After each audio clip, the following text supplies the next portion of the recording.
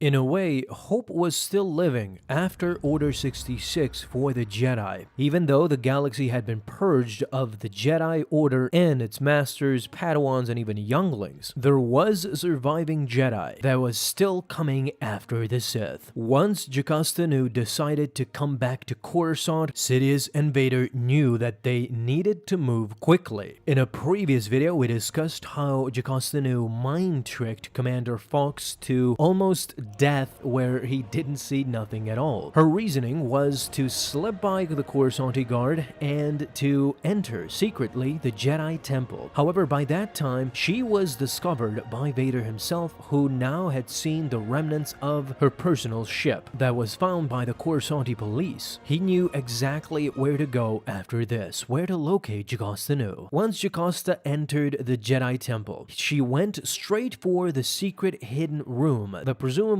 only she knew about. Inside, there were artifacts, both Jedi and Sith, but most importantly, there was the Force-sensitive children's list, which both Palpatine and Jocasta Nu were now after. Immediately once she entered, her personal droid safeguard was waiting for her, Kator. The droid was keeping watch and no one had entered up until now. She thanked the light. The list of Force-sensitive children was still here. The droid again assured her that everything is fine, but he was not aware that the Sith had taken power. Jocasta asked him to continue his vigil for many years to come, since it will take generations for the Jedi to return again to power in order to depose the Sith, perhaps even longer. But we will return, said Jocasta, especially now that I have this. Hopefully she would train a new generation of Jedi, from child to youngling to Padawan and perhaps Master. She bid Kator goodbye for the last time, and as she left, Kator greeted her for the last time. Her last mistake, however, was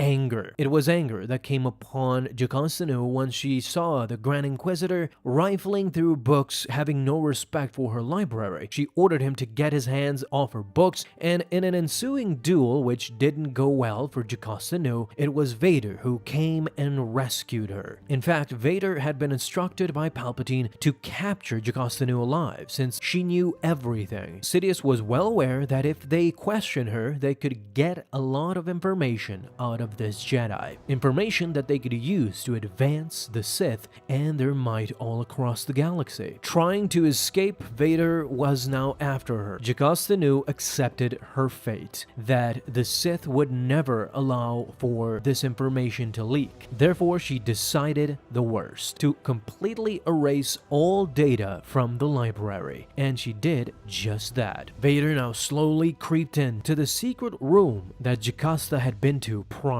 The moment he entered, Kator identified him as Anakin Skywalker. He apologized, but his presence was not authorized in this chamber. Without thinking about it, Vader threw his lightsaber to cut down Kator, but he simply caught the lightsaber and subsequently told Vader that he is quite capable of handling himself. The droid again called him Master Skywalker. Taking this as a personal insult, Vader jumped at the droid and beat him down mercilessly until he was completely destroyed, not leaving Vader without some injuries, but in the end, he was completely demolished. Now, Jocasta had obtained a special weapon of hers that she had kept secret for years, a blaster of unimaginable plasma energy. At that moment, Vader simply instructed Jocasta to lay her weapon down. He does not want to kill her, but Jocasta sensed it. The dark side flows off Vader like waves. She was skeptical that Vader did not want her to die. She shot at Vader again, and now even she started to provoke Vader. She knew who he was. The Vault Guardian had identified him. Anakin Skywalker. She realized what Obi-Wan went through. His message. Palpatine was the Sith Lord that they could never find. And now he took him,